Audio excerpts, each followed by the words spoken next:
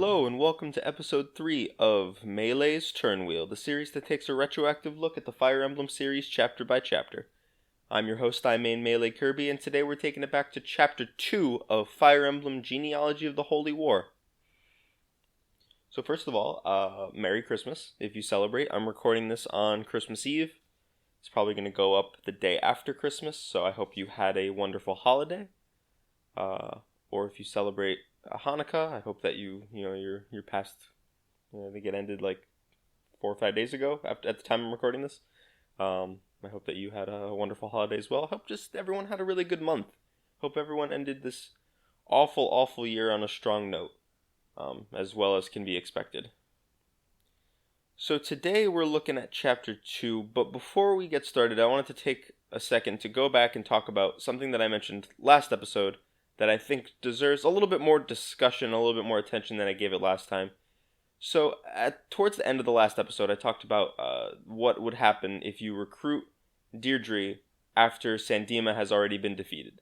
And she gives a lot of exposition. I kind of went on about how that was the third time that you got the same exposition in that chapter. One of those 3 times being mandatory that you have to see. And I just, I went on a whole rant about it. But in that, I talked a little bit about how I didn't like how Sigurd was being presented with all the information and making a bad choice. And I think that, I don't know if anyone really took issue with that, but after thinking about it more, I kind of realized that, I don't think I've necessarily changed my mind, but I've realized a possible strong defense that you can give that, and that is that FE4 in general is a game that seems to posit the idea that, at least in war and in the context of what's going on, people are punished for making poor, naive decisions. And I think that is something that is not consistently executed on, but I definitely think that you could argue that it happens often enough where it's intentional, and I would agree with that generally. A few examples. Obviously, there's the big one at the end of the first half of this game. Sigurd makes a naive decision that gets him killed.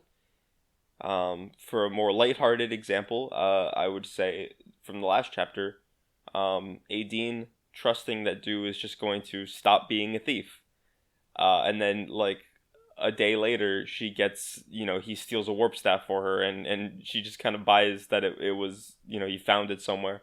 I don't know. Stuff like that, just, it seems to, it seems to support the idea that these characters are being subverted and being thwarted for making the wrong choices. And I think the fact that Sigurd makes a wrong choice here, and it has serious, disastrous consequences, you could argue that that's just in line with how the rest of the game is. And I think that is fair, but I also don't think that is entirely reasonable either. And the reason for that is most of the decisions that I'm talking about, including the 2 I just listed off, they have some grounding in logic and character. For example, Aideen is very much the type to be trusting of an individual like Du who maybe doesn't necessarily deserve it. Arvis did a lot to convince Sigurd that he was on his side, and then I definitely don't think that I definitely don't think that Sigurd should have been so ready to trust him, but I also don't think that, it was a complete shot in the dark. I think that he had a strong amount of evidence to support that decision. With this, it feels... it doesn't feel out of character. I talked a little bit last time about how I think it's in line with what a normal 22-year-old or however old Sigurd is would do, but it's so blatantly irresponsible, and I don't think you could argue that he doesn't believe what he's hearing because it's coming directly from Deirdre. She's the one saying it to him, and he doesn't seem he doesn't say anything to imply that he doesn't believe her. So I definitely think that he knows that what he's doing is he's taking a risk. It's not some vague oh, the world will end if I leave this village. She lays out explicitly, I have within me the power to bring about the resurrection of this evil god that will destroy the world, and there is a group actively hunting me to try to make that a reality. And, it's like, he isn't stupid. Sigurd's not an idiot. And I know that he's in love with her, but he also just met her like a month ago. Like and love at first sight is definitely like, it's a real trope, especially in fantasy stories, but at least in this game, that's not the case at all. I mean, mechanically, you have to make these people wait like 3,000 years next to each other to make them fall in love with each other. But even in the narrative, I mean, Quan and Ethlin presumably knew each other for a really long time. I mean, Quan and Sigurd were like best friends. So he probably has met Ethlin at some point. Aaron and Lewin, who we're gonna meet later on in this chapter, they have a pretty easy way to get paired. But it's after like, well, first of all, they've known each other for years, and also it's after a shared traumatic event that kind of brings them closer together. It's not supported even in this game, the idea that love at first sight is worth throwing away everything you care and love about, or care about and love, into the garbage for. I don't know. I think that it is true to say that FE4 is a game where bad decisions are punished.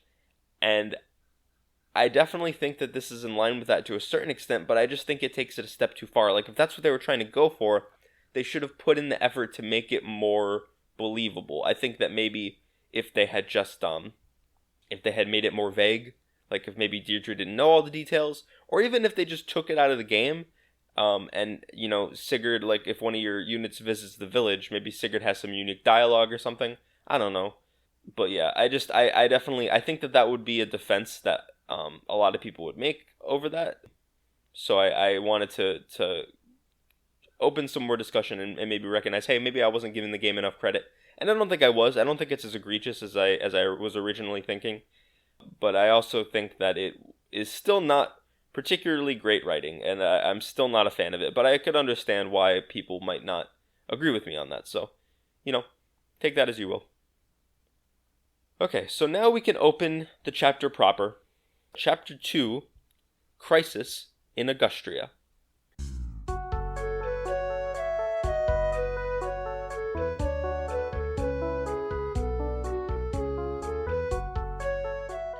Alright, so the chapter opens up, and Sigurd has conquered Verdane, and he's in charge of it. He's been placed as, like, the governor of Verdane.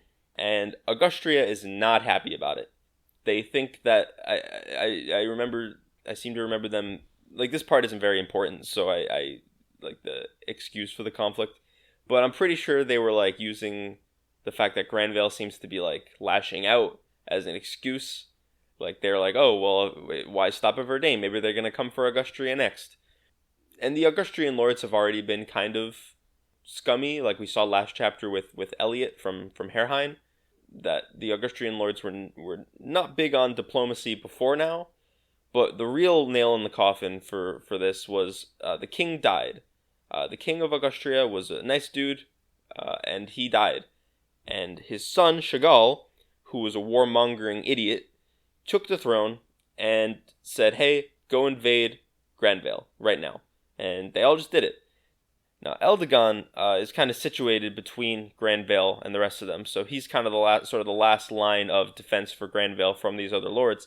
And he says, listen, I need to go talk to Chagall because I want to try to convince him to stop this. And his sister, Lachesis, who we're meeting for the first time, she says, no, don't do it.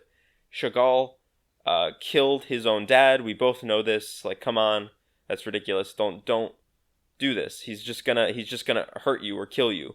And Eldagon kind of puts a stop to that and says, hey, listen, those are just rumors. We don't know that for a fact. So don't talk about our king like that, and I'm just gonna go meet with him. So Eldagon gets there and is barely able to get out a few sentences before Chagall throws him in jail.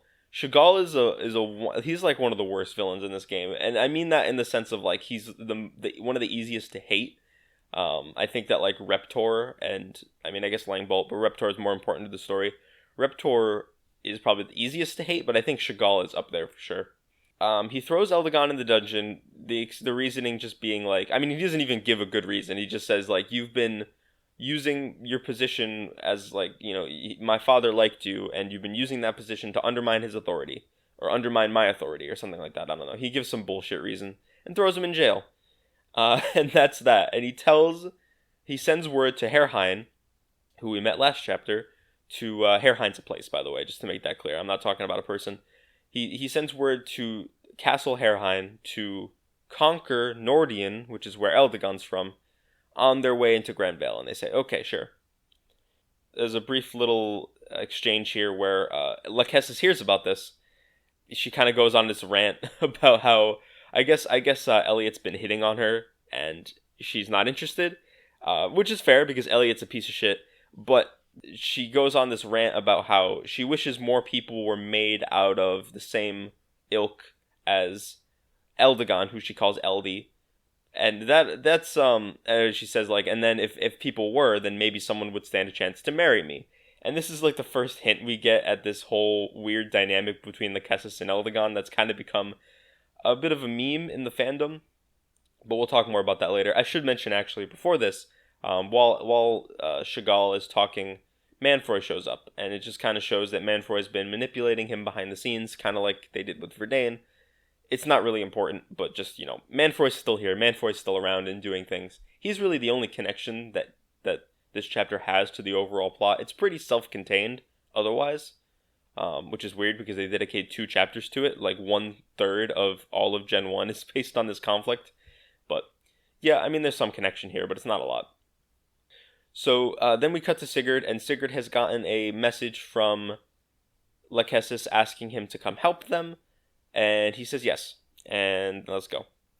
Oh, and then Deirdre shows up and asks Sigurd to join him on the battlefield, and he says no, but she kind of argues her case a little bit, and she says, I have a feeling that if you and I were to part, we would never find each other again, which I wrote down specifically that line because it's some good foreshadowing for next chapter. I mean, it's very ham-fisted, but it sets the tone well. So yeah, I enjoyed that line. And then that's how the chapter begins. I hope I didn't forget anything. There's a lot going on at the beginning of this chapter, and I played it a while ago. I started the first half of the chapter like a week ago, so it's some of the things aren't particularly fresh in my mind. So before we do anything else, we want to visit the arena, and we talked about the arena last chapter. I would like to say actually that just as a personal recommendation, I don't like to visit the arena at the beginning of the chapter. I usually do it anyway, just by force of habit, but I think it's a bad idea a lot of the time because eventually, unless you're like godly at combat like Sigurd or maybe like Lex or something, you are not going to get through the arena first try. You're just not. So I like to go do my thing and clear out any objectives that need to be secured early, like the villages, or if there's like NPCs that got to be saved, like in this chapter, then I try to get that out of the way first, and then do the arena later when I have more time to maybe like RNG manipulate or get level ups, get better items. Like in this chapter, we get the Brave Lance, which is really helpful for Finn. So there's really no reason for Finn to do any of the arena before he gets the Brave Lance. So stuff like that. But in this chapter, you actually should do it early, and the reason for that is Holyn. I know that some of the names have been localized officially now because of Hero. Actually, all the names have been officially localized because of Heroes, because of the Choose Your Legends thing. But I'm just like, first of all, it's easier for me because this is how I remember some of the names, and second, it's how they're listed in the patch. So if I'm like looking at someone's name and I write it down as what it says in the patch, then some of them might be outdated. But Holyn shows up, and Holyn is kind of a nothing character. In the grand scheme of things, I know a lot of people find him really boring and uninteresting because he just kind of shows up and joins your army, but he is one of the first in an archetype that I really like. I find it very appealing. It's the everyman archetype, just sort of the random guy with a mission archetype, and there have been a few of these guys. Ralph from FE5 comes to mind. I would argue maybe Braum from the Tellius games, Atlas from Echoes, and I guess Gaiden. So yeah, he was probably the first. Just guys who aren't lords, they aren't knights, they don't necessarily have a connection to the main lord in any way. They're just random people who want to join the war effort for their own personal reasons. And in Holyn's case, that personal reason is he says that he's been I mean, he's working in the arena, so he says he's been chasing money his whole life. And when he sees whoever it is that recruits him, for me it was Sigurd, I think for most people it's going to be Sigurd, it feels pointless to him. And he feels like working for something and fighting for something bigger than himself is just what he needs to sort of revitalize his life. And that's just so cool to me. And I know he doesn't get a lot of dialogue. I know he's not, like, important to the story. But I read those, the first time I played this game, I read those 3 or 4 lines, and I was just in love with this guy, because that's such a cool character motivation. And in any other game where you could flesh that out more, I think that would be really interesting. And I would love to see that. If this game ever gets remade, I want them to focus on that. Like, why does he feel so stagnant, right? Like, is this something that's been a long time coming?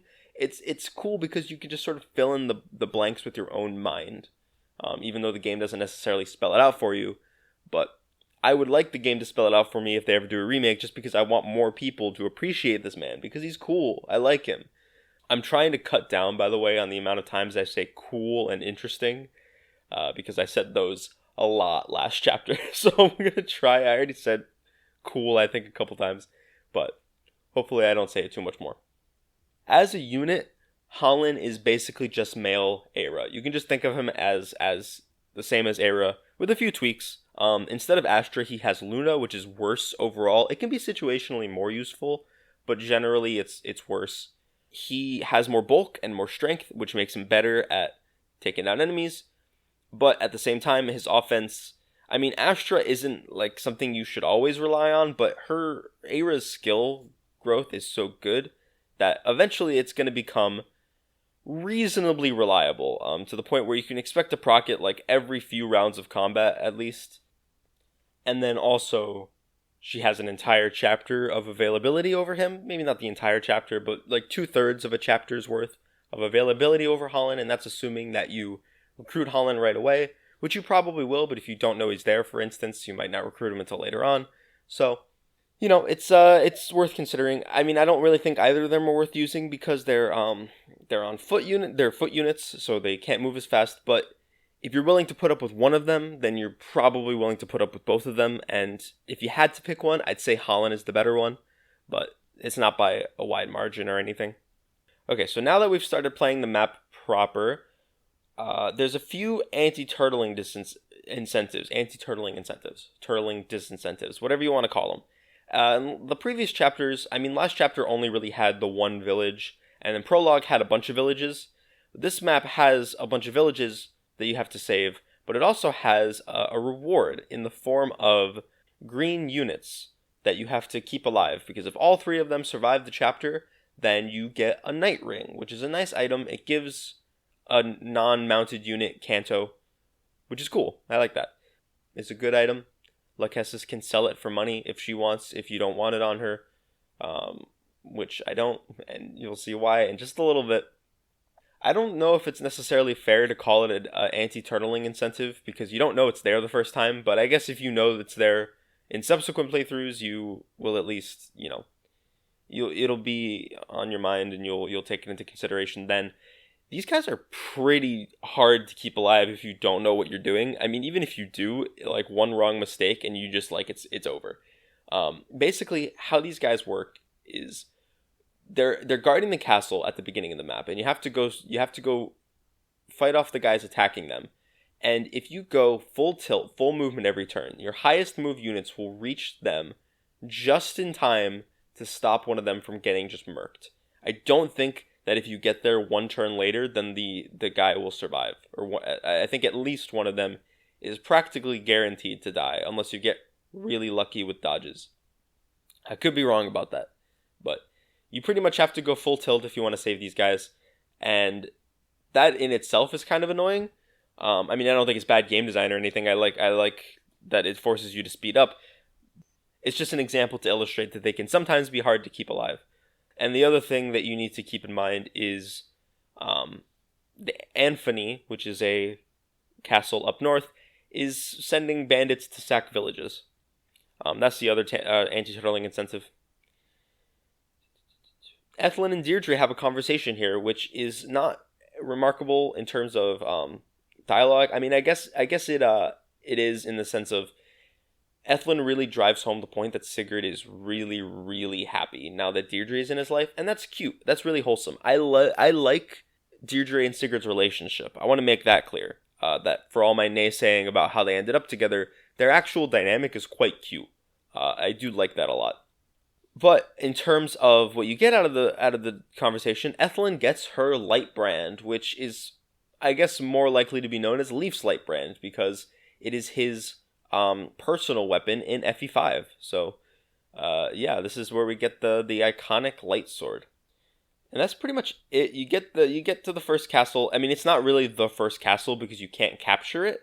It's just a green castle, and you get there. You save the green units, and you talk to Lachesis, and she and Sigurd have a brief exchange where he says that King Asmer has approved military actions, so that's good. He's not just acting on his own wishes. He has the support of Granville behind him, so that's good to know. And with that, Lachesis is recruited, and Lachesis is one of the most interesting characters to talk about in this whole game. Definitely the most interesting in this episode, but in the whole game probably, because she is a unit of many facets. There's a lot of stuff to talk about with her. Let's start with the gameplay. Lachesis starts off as a footlocked unit who can only use swords and staves. At first it seems kind of lame. I mean, like, swords are nice because they're light, but she can't double anyway, and because she doesn't have pursuit, and they're weak. So you'd much rather have her using something like lances or axes at that point. And staves, I mean, she only comes with a dinky heel staff, so she can't even do that much in terms of that. So you might think, well, she's kind of worthless then, right? I mean, being footlocked alone in this game is a death sentence, even if you have great combat like Aira and Holyn. So why is she worth talking about? Well, the answer is that she promotes onto a mount. And, just like Azel, but unlike Azel, she doesn't promote into Mage Knight. She doesn't promote into Paladin. She doesn't even promote into, Night Lord, which is what Sigurd is. No, she promotes to Master Knight, which is, bar none, the best class in the game, in a vacuum, taking out factors like, how difficult it is to get it, and the availability of it, just straight up and down looking at stats across the board. Master Knight is the best class in the game. It has insane promotion bonuses. It's like +7 strength and skill, +4 speed, or +5 speed, something like that. She gets pursuit as a class skill when she promotes. It's ridiculous, but the best part, probably, is the weapon ranks. Master Knight has A rank in every weapon type in the game. All swords, axes, lances, all that. All types of magic, staves. The only exceptions are light magic, which she has a C in, and dark magic, which she doesn't have a rank in at all, because no playable character can use dark magic in this game. So she has insane stats when she promotes. Now, I want to make this clear. I don't want to seem like I'm a broken record here, but she is one of the only characters that reaches Sigurd levels of combat in Gen 1 on a mount. Lewin gets his holy weapon later. That puts him probably even higher than both of them, but obviously he's footlocked, so that makes it hard to get him into the action. Lachesis is the only one that can even compete with Sigurd in terms of how much combat they're able to see on enemy phase. And obviously I don't think Lachesis is better than Sigurd overall, not even just the availability gap, but just the huge lead that Sigurd has. The fact that Sigurd requires no investment to be absolutely bonkers, other than like talking to Arvis, I guess. So maybe that wastes a turn, I don't know. But yeah, Lachesis eventually gets good enough to compete with Sigurd, and that is nuts. There's a few elements of this chapter that make it a little bit easier to train her. For one thing, she joins with the Miracle Sword, which if you rig it right, you can basically, I don't want to get too far into it because Miracle works weird, but basically the lower HP you're at, the more your avoid goes up. And with certain HP values, you can rig it so that your avoid goes up more than the hit that the enemy has on you in the first place. So in other words, if an enemy has 60 hit and you get 70 avoid from Miracle, you can make it so that that enemy just has no chance to hit you whatsoever, which allows for really easy arena manipulation. It takes a while and you have to spend some turns setting it up so that, it's slow. But if you're playing slow, then she's really easy to get going. I guess that's true of anyone. And there's the whole argument of like, well, you shouldn't argue grinding because if you grind, then everyone's good. But I think that she undeniably has the greatest return on your investment of going slow and setting up kills. The other thing that makes her a little bit easier to use is the fact that she uses staves. And staves effectively give her her own experience pool. Because normally when you want to train up a unit like, say, Azel, you have to give him kills. You have to feed him experience by fighting enemies. In the arena, sure, but then also on the field if you want to accomplish anything. Now, there are a lot of units that want that experience more. And there's also a lot of units that are just, you can get the kills more easily with them. So, like, why would I set up this kill so that Azel can get it? Azel's probably a bad example because he can actually chunk pretty well. But let's use Lachesis as an example. Imagine Lachesis couldn't use staves, and she can only use swords, and she does so little damage, and just can't even get into combat. But let's say by some miracle you set up a kill for Lachesis, and you can give that kill to Lachesis, or you could give it to someone who's going to make better use of it, like Finn, or eventually we'll get Aaron, who's pretty solid. Alec or Noish or Beowulf, if you're training any of them. Or even if you want to, I think that Lachesis is better than Azel overall, but in this hypothetical where she can't use staves, a big part of your utility is taken away.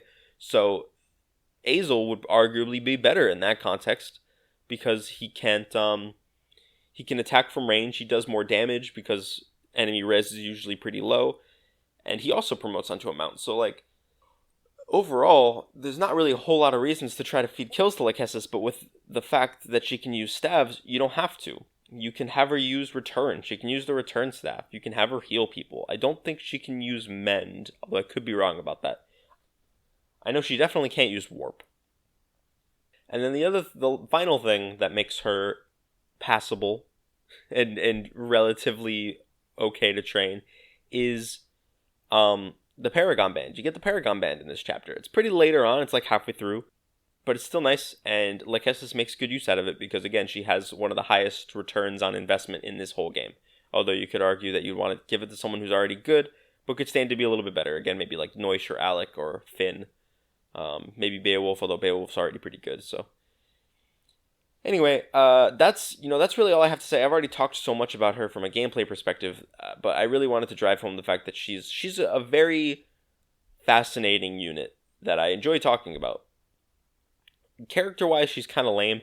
I know one Lachesis stand in particular that might be upset to hear me say that, but she started the archetype of bratty, like noble healer. They're usually healers. Not always, I guess. And they're usually blonde. Again, not always. But Sarah from FE7, Clarine from FE6, Maribel from FE13, Awakening, and then also, again, she's not a healer, but I would argue Constance from Three Houses fits under this archetype. So she started that, and she has a lot less depth than any of those characters. I don't know much about Clarine or Constance, but I know Sarah and Maribel are two of my favorite characters in the series because they have a lot more to them than that archetype. Lachesis doesn't really. She kind of does, but it's mostly just being, being bratty and being kind of stuck up and rude. And it's funny. She has some really funny dialogue with Chagall, particularly at the end of this chapter. But I don't really care much for her outside of that.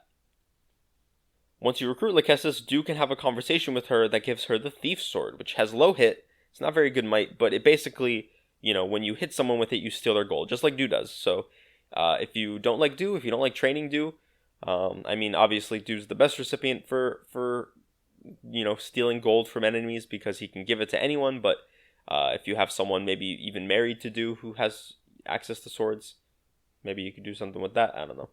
So now we have to go capture Herrheim, and Herrheim is guarded by two bosses, Philip and Bordeaux, I think is his name. And both of them are the first introduction to, or I guess just introduction to, a very irksome design decision in FE4, which is that the majority of the bosses from this point onward, I would say about 75% of them, are going to be generals or barons, or sometimes, other classes that have similar names but not identical names. And they are going to have a skill called Pavis, Great Shield, whatever you want to call it. And in later games, this is a skill that comes back in later games, and in more modern times, it has a chance to have certain types of damage. I think in some games it's all types of damage. In later games, it's maybe only like from like swords or lances and stuff like that. Yeah, in this game it doesn't work like that. When it goes off, it just completely blocks all damage, and it has, I don't know what the proc rates are on most enemies, but it's high enough to be annoying, I can tell you that much. I actually got really lucky. I only got it a couple times in this chapter, which is crazy, but at least only a couple times in contexts where it mattered and made a difference. So I got super lucky with that, but I don't think that luck will hold through because a lot of bosses are going to be, at least a lot of bosses guarding castles. I should say 75% of bosses guarding castles are going to have that, if not more. But there will still be non-general bosses just going around the overworld and stuff like that. And this is annoying because in order to save those villages that I was talking about earlier, we need to capture this castle.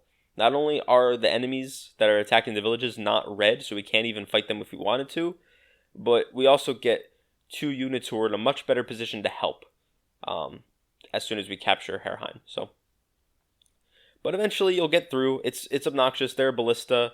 There are a lot of enemies. It's a rough time, but eventually you'll get through and you will make it to Herrheim. You'll capture it, and some story happens. Basically, Oyfi just asks Sigurd if, hey, are we going to pull out now that we've captured Herrheim and the immediate danger is gone? And Sigurd basically says, well, maybe. I don't know. I don't think so, though, because Eldegon's still in jail, and, this isn't going to stop. And also, there are citizens in danger that we got to help. So we're just going to stay here and continue to deal with it.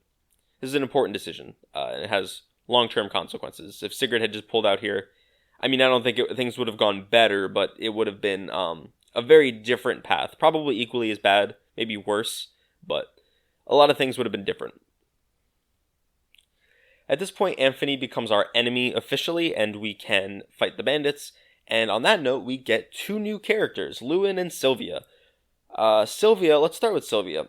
Sylvia is a dancer who, it kind of works, if you've ever played Path of Radiance or Radiant Dawn, it works like transformed Raisin or Raphael, in that she dances for 4 units at once, 1 on each adjacent square, and that can be really effective.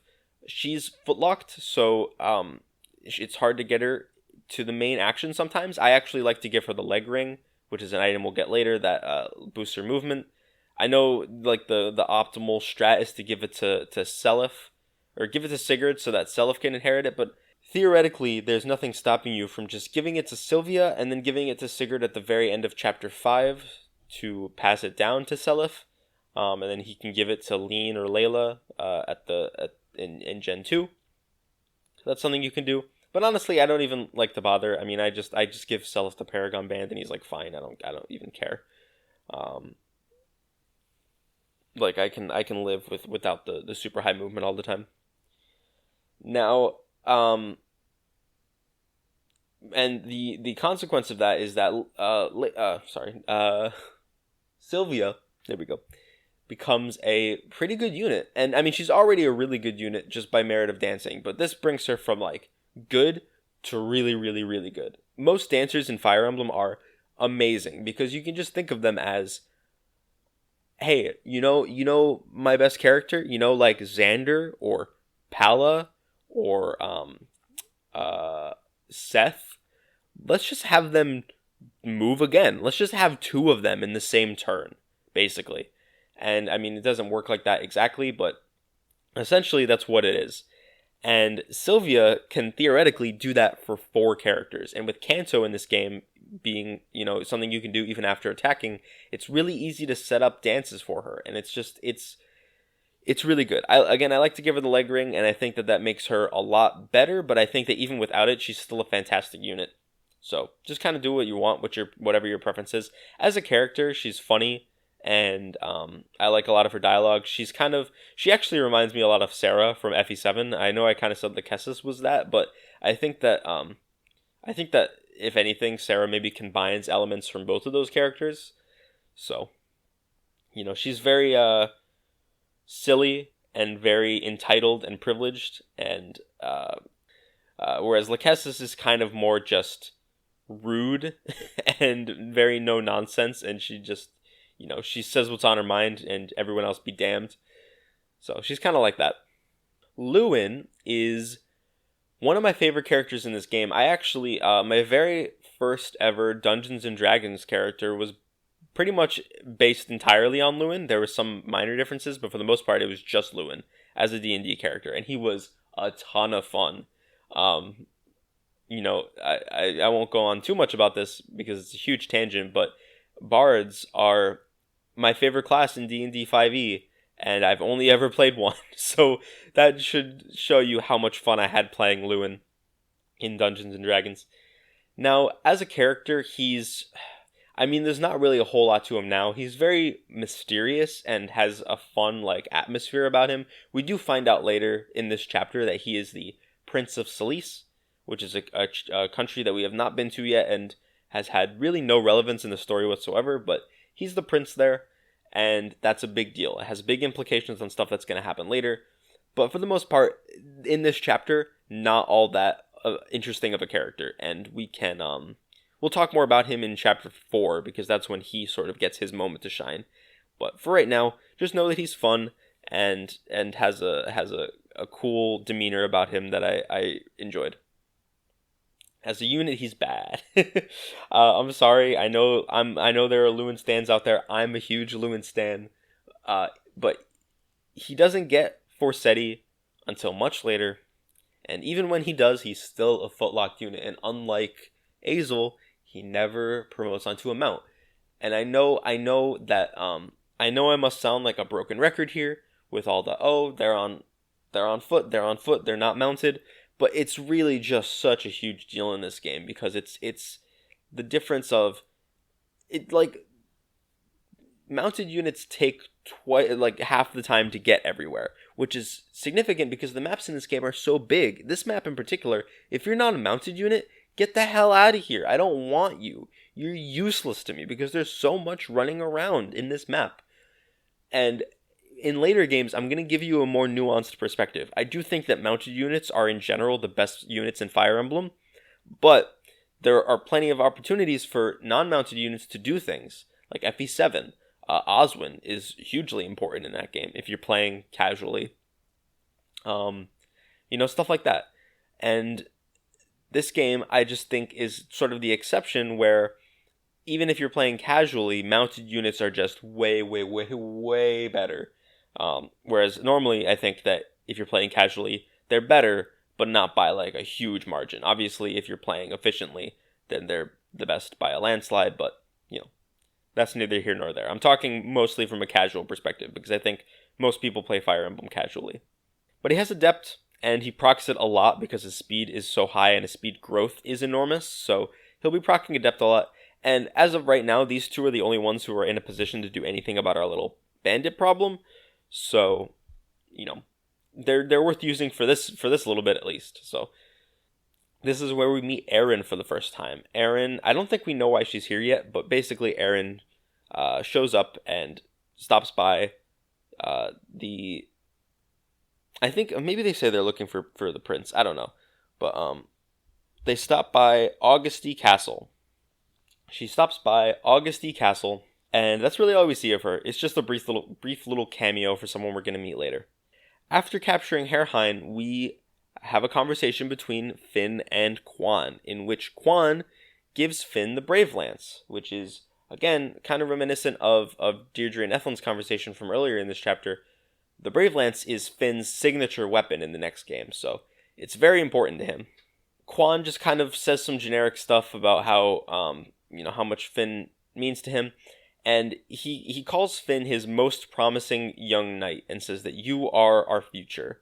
And I think that really speaks volumes to how much Quan cares about Finn, and how much Finn, how good of a knight Finn really is to earn that much loyalty and respect from his lord. And I just think Finn's such a cool character. A lot of it is from unspoken stuff, but that's something that we will address mostly in Gen 2 and maybe in Thracia. So it's at this point that I did some arena grinding, and was I arena grinding? I don't remember. I have written in my notes arena RNG burning, and I don't remember why. Oh yeah, okay. Here's what it was. I was trying to rescue the villages, and I was a little bit slow to capture Herrheim, so in order to save the villages, I needed Lewin to proc Adept. I just needed it to happen. And in order to do that, obviously he has like a 30 some odd % chance to activate it, but that's not always going to happen. It's not always reliable. So what you can do is you can save at the beginning of the turn, like it prompts you to do. You can fight the enemy to see if you get the Adept proc. If you don't, you can reload the save, and if someone is in a position where they can fight in the arena, for me it was Deirdre, because I left her behind in the main castle after her impassioned plea to not be left behind in the castle. I left her behind anyway, and she fought in the arena a little bit, and the arena burns random numbers. Obviously, everything in Fire Emblem is based on a random number, and say that, the game has random numbers queued up. So say the next number is 40, and because of the way the system works, if it uses that 40 on the Adept roll to see if I get Adept or not, then I will not get Adept, because 40 will not, it's not low enough to trigger that happening. But if I go fight in the arena, it will instead use that 40 on to see if Deirdre hits, or something like that. It doesn't matter if she hits or not, because she doesn't die in the arena. So you can just fight as much as she wants over and over and over again. So it uses that 40, and then the next number might be 20 or something, which is enough to get an Adept proc. So that's how that works, and you might see me employ that strategy a few times in this game. In this instance, I needed to do it like 4 times before I got the Adept proc for some reason. I was getting pretty bad luck with that, but eventually I did it, and I got all the villages. I didn't actually visit any of them yet. I'm going to do that later. Oh boy, okay, so there's an event on this map, and it's probably easiest to get it now, because now you can just warp around now that you've captured Herrheim. Herrheim's the closest castle to where this event takes place. What you need to do is you need to get Arden to a very specific spot on the map. Arden, if you remember, is our armor knight, all the way back from Prologue, who is terrible in every way. I have not used him. I have not fed him a single kill. I don't even think I've used him in the arena at all. But I had to drag his ass from the home castle all the way up to Herrheim. Again, you can just warp. But I dragged his ass because it's part of the FE4 experience, in my opinion, is dragging Arden across the world to get this goddamn event. If you stop him on this beach near Herrheim, you will get an event where he kind of bemoans to himself about how, man, if only I was like Alec and I could attack twice, I would have all the ladies, I would get a lot of respect, and I'd be super cool, like he just goes on that rant. And eventually he finds a ring on the ground that gives him the power of pursuit. And this is one of the most famous events in FE4 just because of how funny it is. Arden is such a meme, and you can tell that the developers really had a thing for him for some reason, and I don't know why, but they just make him the butt of all these jokes, and they put him in such a fun positions. I don't know. There was clearly some kind of inside jokes going on, and even to this day, You look at Arden in like Heroes or Arden in like the Cypher art, and you can tell that there's some people out there who really really like Arden, and I do too. I think Arden's a really fun and endearing character, and I like him a lot. But the Pursuit Ring, let's talk about that because that's way more important. The Pursuit Ring is one of the best, most valuable items in the game. As the name implies, it gives someone who doesn't already have it Pursuit, which is the skill in this game that allows you to attack twice. In most Fire Emblem games, you can just do that by default, but in this game, no, you need Pursuit, and most people don't have Pursuit at the start. So the Pursuit Ring is really nice to have. It's expensive, but you can transfer it around. A fun strat is to just keep it on Arden if you're using Arden, and now he can double some things, probably. I mean, I don't know, maybe he can't. Moving on. Oh, and then the other thing you get, after this, Anthony sends down a group of mercenaries and gives you the Paragon Band. I actually forgot to write down to talk about Beowulf, but we'll talk about Beowulf in just a second. Because he's in this mercenary group, but also in this mercenary group is a boss who drops the Paragon Band. And the Paragon Band I already talked about. It gives someone Paragon, which is one of the other most valuable skills in this game. It doubles experience gain. I don't think it stacks with like actual Paragon. Like, I don't think if you give Lex the Paragon Band, he gets quadruple EXP. I could be wrong about that, but I do not think that is true. Anyway, so Beowulf is in this army as well. And there's a little brief introduction to him earlier where he just says that he's this close to walking off the job is what he says. So that's sort of your hint that you can recruit him. And the way you do it is by just flat out paying him 10,000 gold, which is interesting. I'm going to talk a little bit about the relationship between Beowulf and Lachesis later on, but I think it's telling that Lachesis joins with exactly 10,000 gold. Exactly enough needed to recruit Beowulf. And I mean, it might just be a coincidence, but I actually don't think it is. I think the game wants you to recruit him with her, or at least hints that it's, a strong possibility. They also have a lover conversation later, which I'll talk about. After you've cleared out all the enemies and you approach Anthony, at this point Lewin and Sylvia are probably done saving all the villages, and Lewin has a brief conversation with Sigurd where he basically just says, hey, if you cared about what you were doing, you would pull out your armies. And Sigurd says, you know what? You're right. I'm going to do that right now. And Lewin's like, actually, I was just being a dick. That would be terrible. You shouldn't do that. I was just trying to fuck with you. And Sigurd gets really flustered. Like Lewin doesn't actually say that, right? But it's kind of implied. And Sigurd kind of gets flustered because he doesn't really know what to do. Like, should he pull out? Should he not pull out? Like, what is this kid trying to say? But it's a fun conversation. I like it a lot, and it characterizes both of them very well.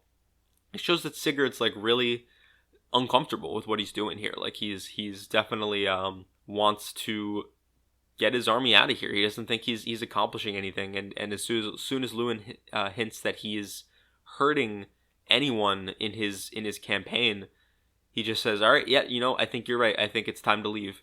And Lewin has to convince him that no, actually, Chagall would probably just make things worse for this people anyway.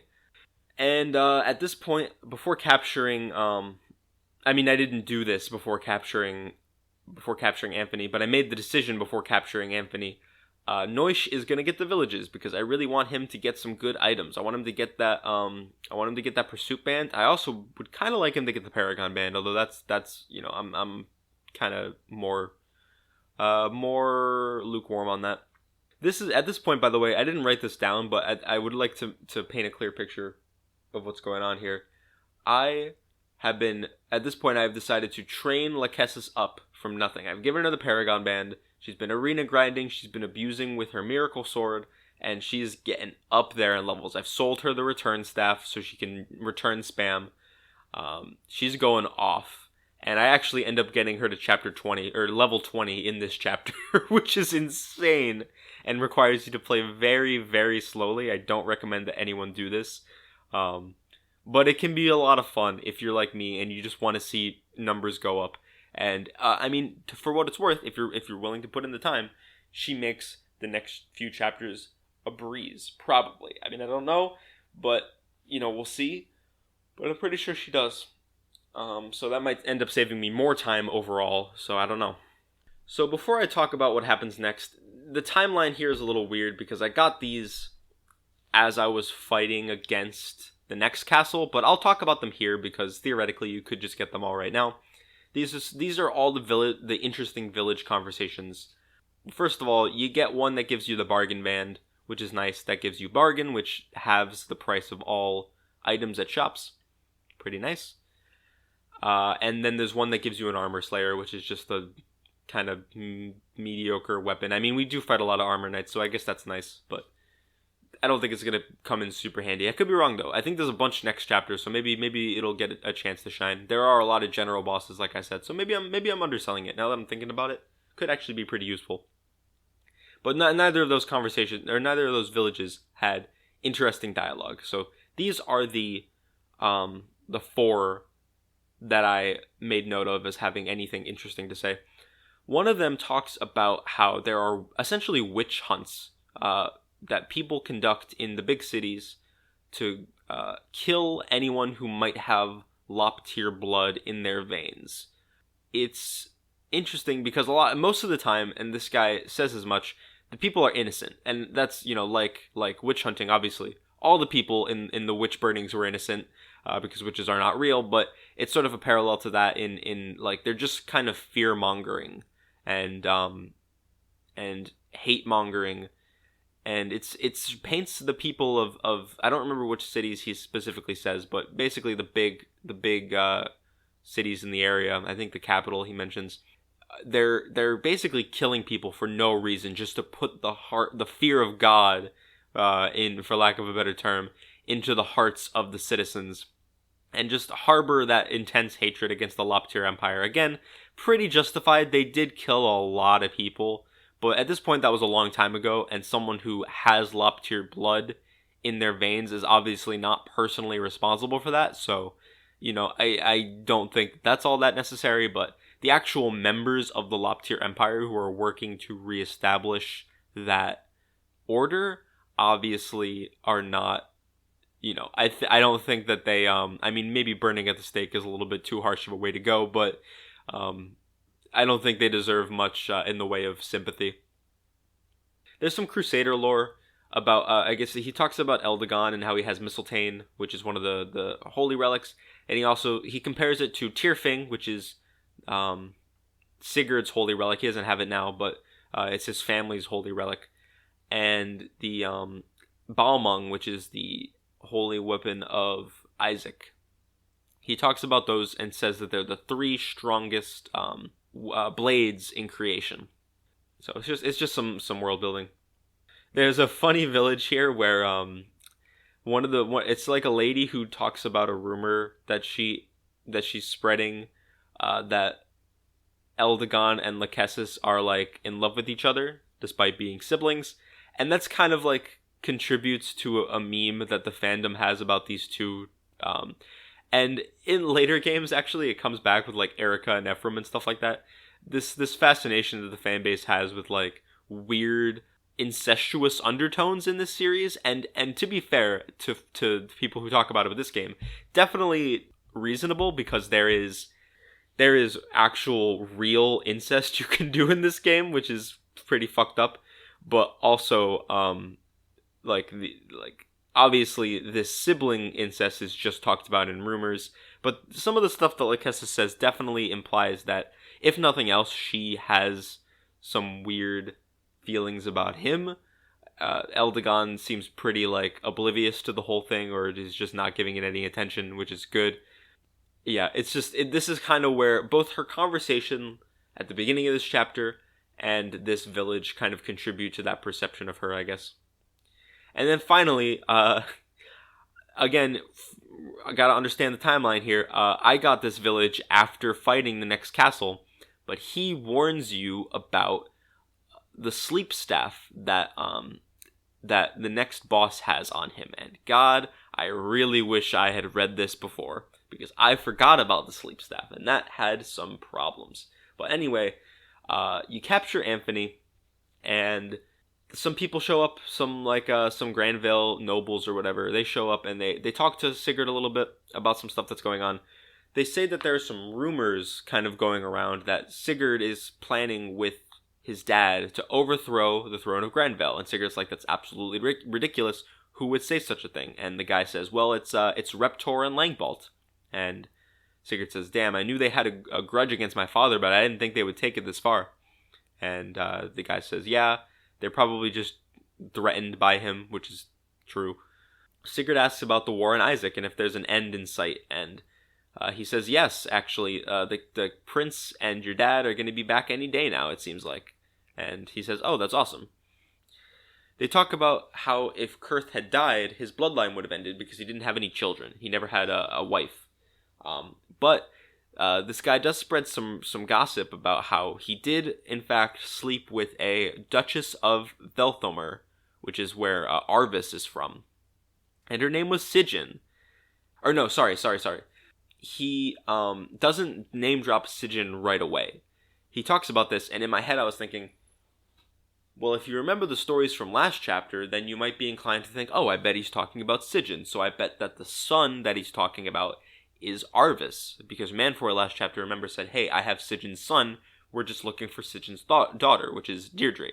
So, the game never outright says it last chapter, but with this, you might think, oh, okay, well, it's probably Arvis then, and that gives you some hints about what's going on. And then the game ruins all of it, and says, oh, her name was Sigyn, and then what's his face? Sigurd says, oh, so that's Lord Arvis's mother? And it's like, man, I know that it's not supposed to be a mystery. They say it like next castle anyway. They spell it out even more explicitly. But yeah, it's pretty bad. I think you can actually even check Arvis's Holy Blood in the first map, and you can confirm this for yourself. It's like they put in so many little details that make you think, oh, they're going to try to make this subtle. They're going to try to make this a mystery. But no, they just completely spell it out for you. And I think it would be so much more interesting if they didn't. But that's just me. And then at this point, Chagall is talking to Aaron, and Aaron says, hey, we're looking for Lewin. Do you know where he is? That's the only reason I'm here is because you said you knew where he was. And Chagall says, oh yeah, he's being held captive by Sigurd's army. Go fight him. And Aaron says, okay, because she's apparently dumb. And yeah, so it takes a few, she heads towards like your starting castle. And so you can have Lewin go back to the starting castle. You're going to have to return him, basically, because there's no way for him to get back that fast unless you wait forever to get to capture Anthony. Now, at this point, I have had my foot units ready to go, because this is one of the only times they can be useful in this chapter. Essentially, the structure is that, you go from your starting castle, and then it branches off into a Y. And the top half of the Y goes straight up. And then the left half of the Y goes kind of to the left and then straight up. And you need to go to that second path first. And you go all the way up. And then what has to happen is that you capture this castle and then you run all the way back down to get to that split and then go back up again. Which is obnoxious. I don't value my time very much, in case you couldn't tell by the fact that I'm doing this podcast. But even I have to draw the line somewhere. Last chapter was towing the line with the Spirit Forest. It was towing that line real hard. And this chapter fucking pole vaults over it. It is absurd and tedious, and I just really don't like it. There are some ways you can mitigate it. Probably take longer in terms of like both turn count and actual real world time. But what I elected to do is as a way to grind up Lachesis, first of all, I returned everyone to the home castle and then had Aideen warp them all to Herrheim, which is not super close, but is closer than either Anthony or the home castle to where they need to be. So it took longer, but it did bear fruit. I did get a really high level Lachesis out of it. This is how she got to level 20. And I was able to promote her right away, which is really fun. But anyway, I've had my foot units ready to go, because while the mounted units run down to stop this from happening, while the mounted units run down to capture the next castle, the foot units have been here the whole time, so they can do something about it, right? Well, let me tell you a little story. I forgot that the boss of this chapter had a sleep staff, which is... Status staffs in this game are really, really broken, because how they work is that, unlike in later games where they have a certain percentage chance to hit you, and the higher your resistance was, the lower the chance was, In this game, if their magic is higher than your resistance, you just get hit. There's no two ways about it. You are going to get hit by the staff and put to sleep. And unlike in later games, it doesn't actually hurt your avoid at all, but it means you can't move. And there's no rescue in this game, so no one can get you out of there. So what ended up happening was I was jumped by the sleep staff because I forgot it was there, and Aira got put to sleep. There's also ballista that show up and are able to attack your units from long range. So there's really nothing I could do. I had auto-saved my way into a corner at this point. This is something that I have a bad habit of doing, is that I don't save outside of auto-saving. And so when things go badly, I either have the option to reload the past turn, which, that's not helpful to me because I'm already in a shitty situation, or I can restart the whole goddamn map. And obviously I wasn't going to restart the whole goddamn map. So I did a little looking into it. And the person who got put to sleep was Aira. So I was like, okay, well, in this game, when units die, they die forever. But there is a way to get lost units back. And there's a staff called the Valkyrie staff, which we get next chapter. And it can bring dead units back to life. So I was like, okay, well, what if I do that? I looked into it. You don't lose love points, so Noish will still have the same amount of love points with her, and I can still get them to get married.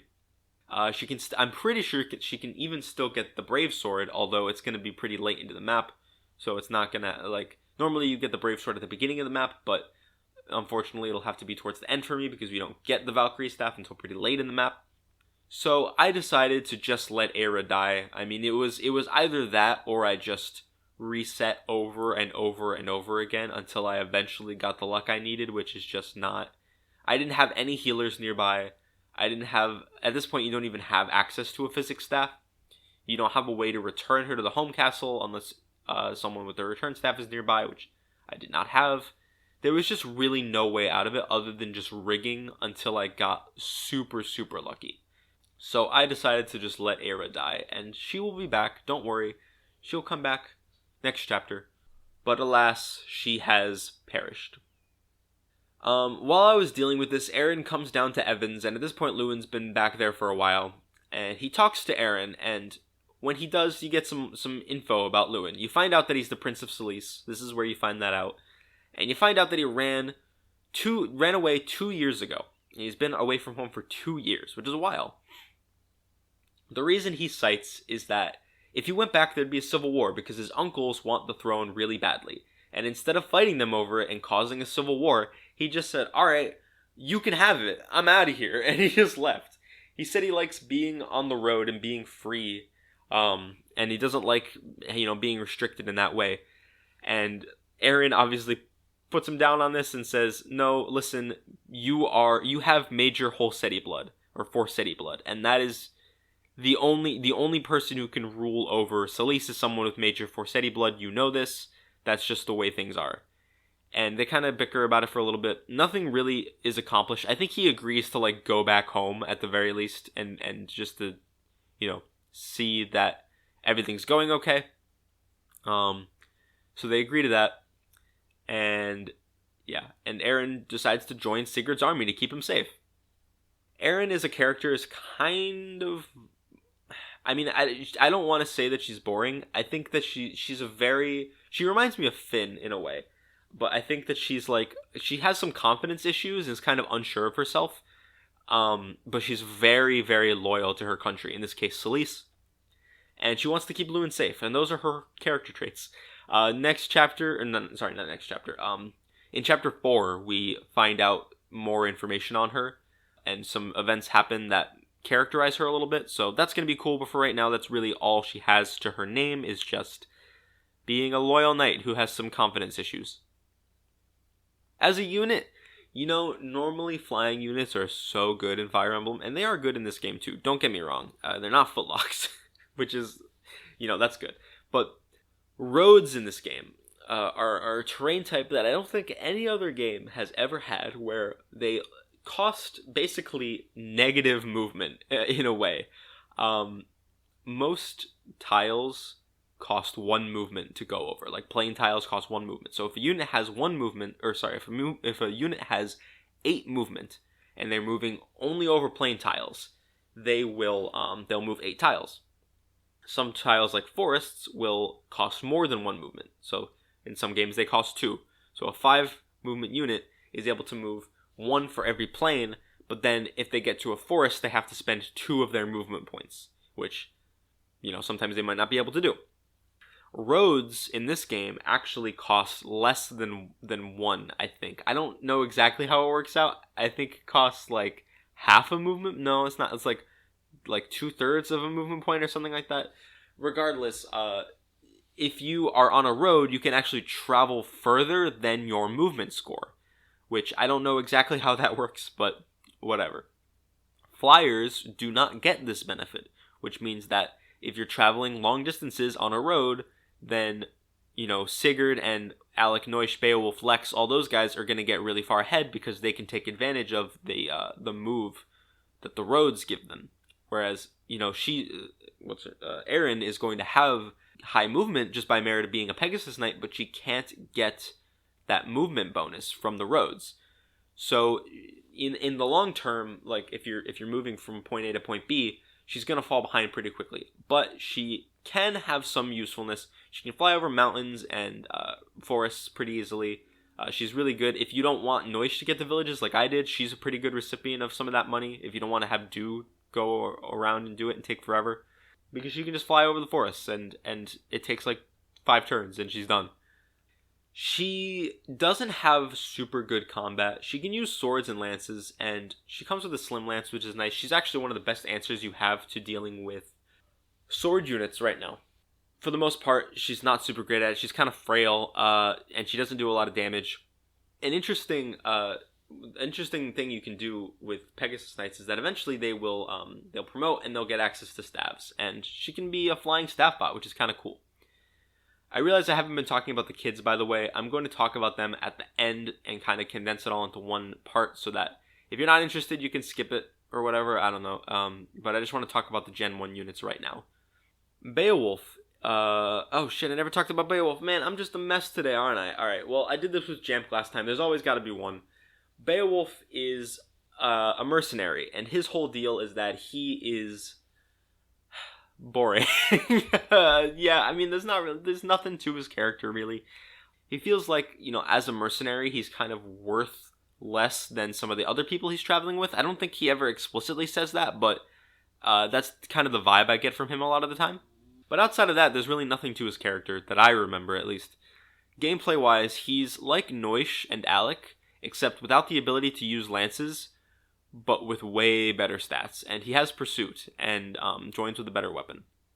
So, Alec has Pursuit, but Neusch does not, and then Alec's offenses are kind of bad, so he can't really get a lot of kills. Beowulf also doesn't have super great offense, but it's like he can 2-round KO most enemies, whereas, Alec would struggle with that.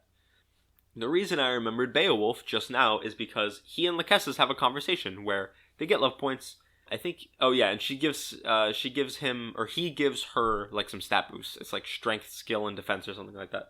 He talks about how Eldagon and Beowulf actually go way back, and that he specifically asked him to keep an eye on her. I don't know why he was fighting in a mercenary army against her if that was the case, but it's a possibility that maybe he could just be lying. I don't know if this is ever corroborated as true.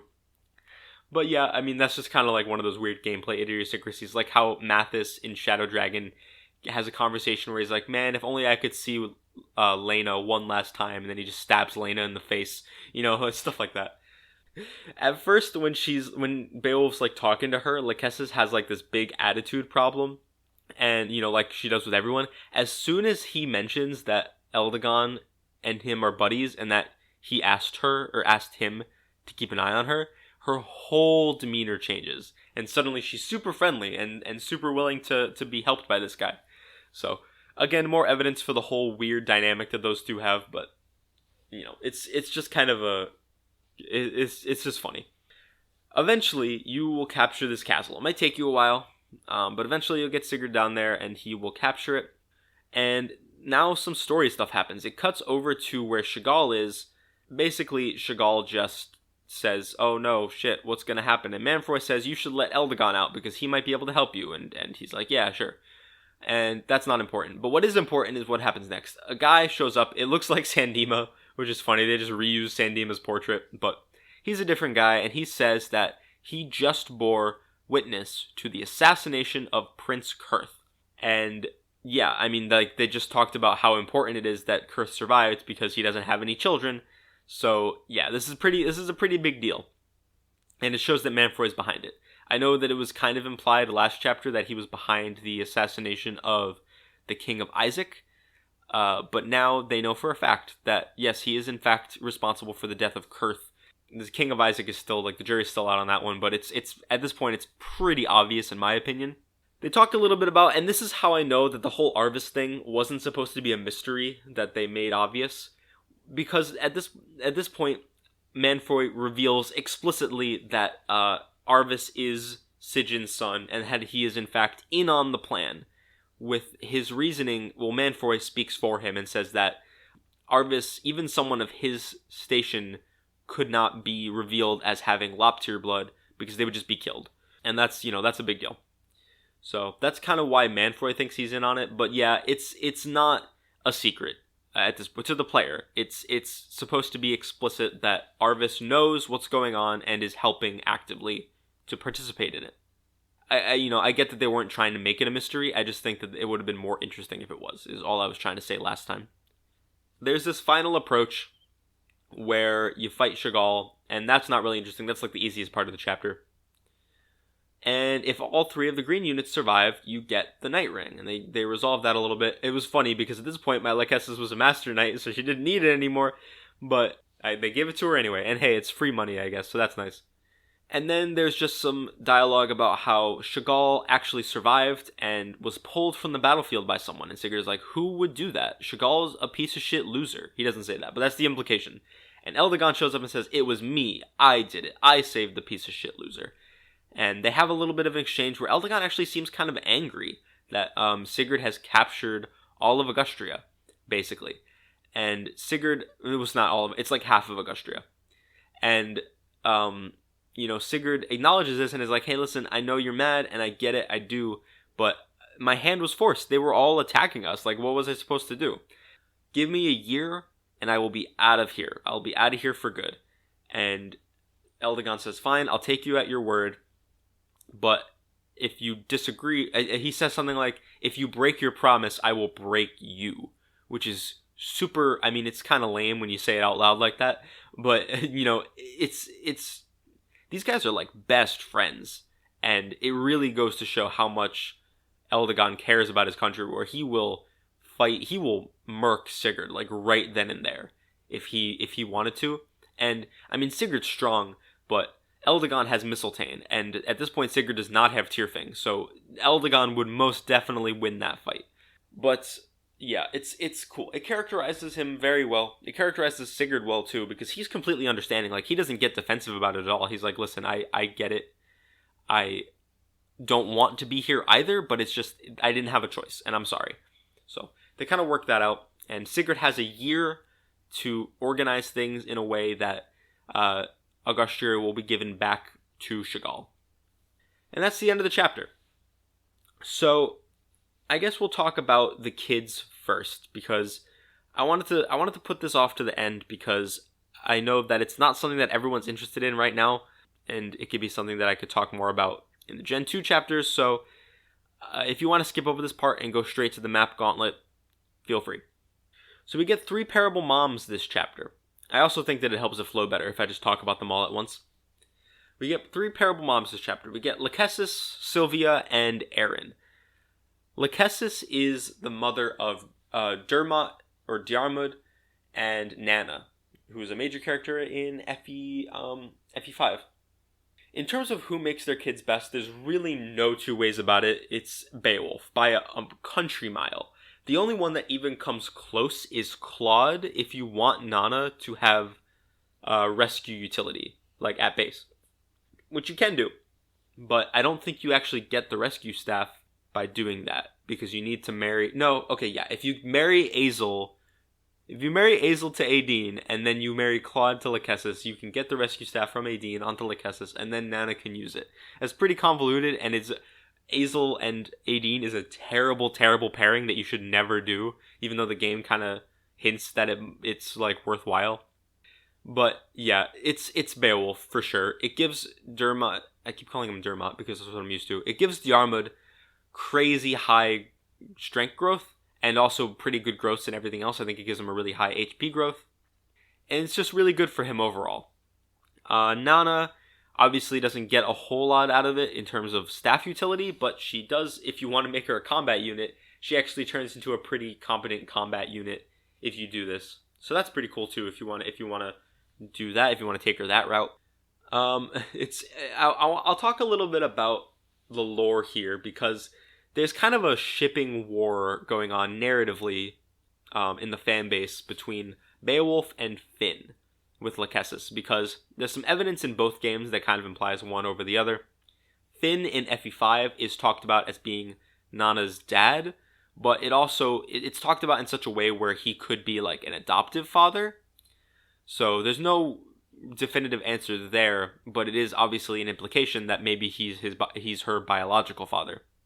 Diarmid joins with an item called the Beo sword, which for one thing kind of implies that maybe he inherited that from Beowulf, but also the Beo sword, obviously the name referencing Beowulf, is only usable by two characters, Fergus and Diarmid, which people have taken to mean, oh, maybe they're both his children. Maybe Fergus is also Beowulf's kid.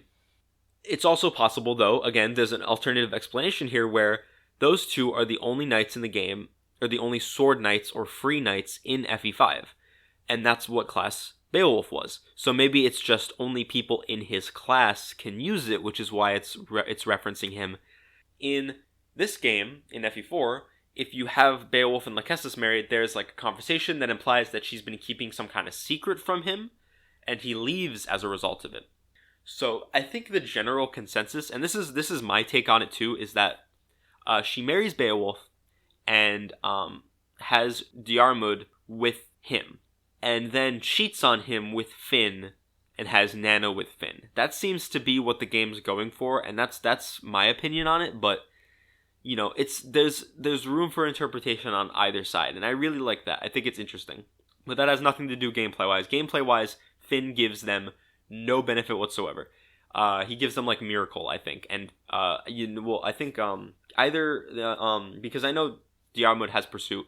I don't know if it's a class skill or if Beowulf passes it on to both of them. I genuinely don't remember, but both of them give Pursuit, and Beowulf gives better swords to Diarmid and also gives him better growth rates. So there's actually something cute. And another factor in this debate is that Lachesis joins with the Miracle Sword, right?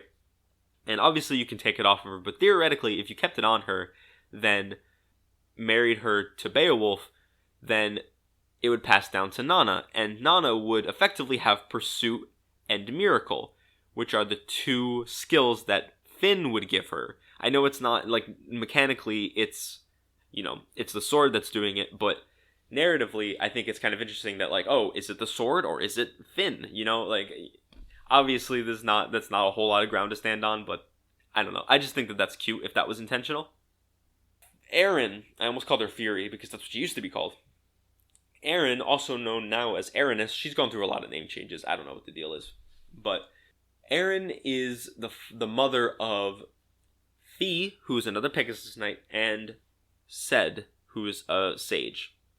Now, this is the only pairing that we actually know canonically who the father is. In FE5, Sed uses Forseti, the tome, which is only possible if Luin is his dad. So it has to be Luin if you're looking at it canonically. So if that's something that you care about, then go Luin. I don't actually think Luin's that good of a dad. Not just because, first of all, the opportunity cost. There's another pairing that Luin makes a great dad for. But also, like, yeah, he makes Sed really good. But also, Fee doesn't really get a whole lot out of that. She gets Adept and a good speed growth, so she'll proc Adept a lot. But other than that, it's not that good for her. I mean, Fee's not great at combat anyway. But I always like to make my flyers good at combat through any means necessary, so unless they're just like complete lost causes. And Fee is definitely not a lost cause. She can definitely be made good at combat if you want her to be. So I actually prefer a few different pairings. The thing about this dynamic is that Sed is pretty much idiot proof. And to a certain extent, so is Fee, because she's always going to be a flyer. She's always going to be able to fly around and get villages and stuff. So both of the kids are pretty much golden no matter who you make their dad. But they can be made better. But I think Ced is definitely the least important one here because he is always going to be good at combat. He has really good base speed and magic. Magic is just good in this game in general because enemy resistance tends to be really low. And yeah, you can make him better. You can give him better tomes and all that. But generally, I don't think it's all that necessary. I think that my personal favorite pairing for Aaron is actually Claude. Because, again, mounted rescue utility is really, really nice. Or really any mounted staff utility at all. Physic, warp, return. There's a lot of things that you can benefit from by having a flyer who can use those stabs. And Claude, gives her the opportunity to do that. It also makes Ced good. And it passes Ced down a holy weapon, which is Valkyria. It's not a holy weapon. It's the holy staff that can bring people back to life, but it's still a holy artifact, I guess. So I think that Claude is actually the best pairing for her overall. I also kind of like Lex just because it makes Fee really tanky and deal a lot of damage, but it doesn't give her any good weapons and it doesn't really give her any good utility. So I guess that's kind of like a more niche pairing that you should really only do if you want to really lean into her combat, which generally is not the best idea.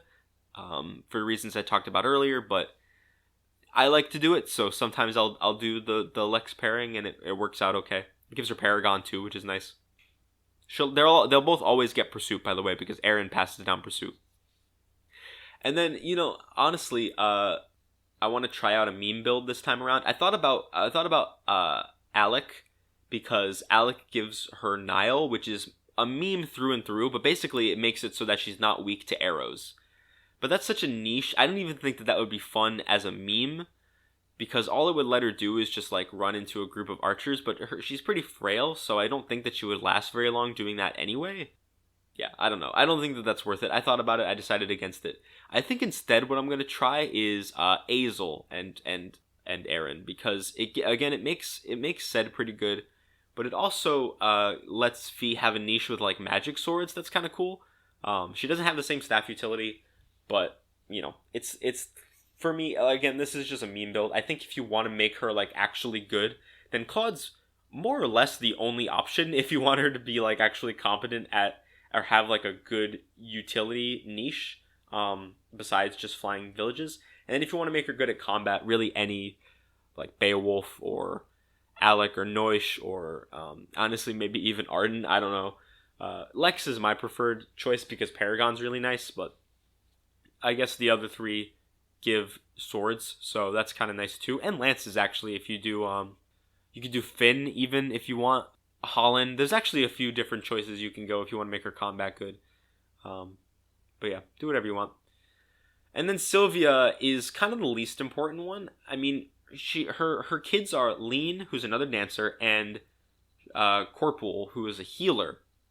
Corporal barely matters at all, because he joined so late and is very underleveled, and he's not going to be doing all that much. If you make Claude his dad, he has Valkyria, which is a nice niche, I guess, but isn't going to be useful most of the time. But that doesn't make, like, Lean particularly good. And then, honestly, Lean's dad matters so little. These kids matter so little because Lean just wants stuff from her mom. She just wants money and, like, the knight and leg ring if you give them to Sylvia. And then, what's his face? Corporal is barely relevant at all. So really just do whatever you want. I think I'm actually going to play, I'm going to not pair Sylvia this run, and I think I'm going to get the substitutes because I never play with substitutes. And I think that Corporal and Layla and Charlo are very interesting substitute characters. Layla joins with Charm, which is kind of cool.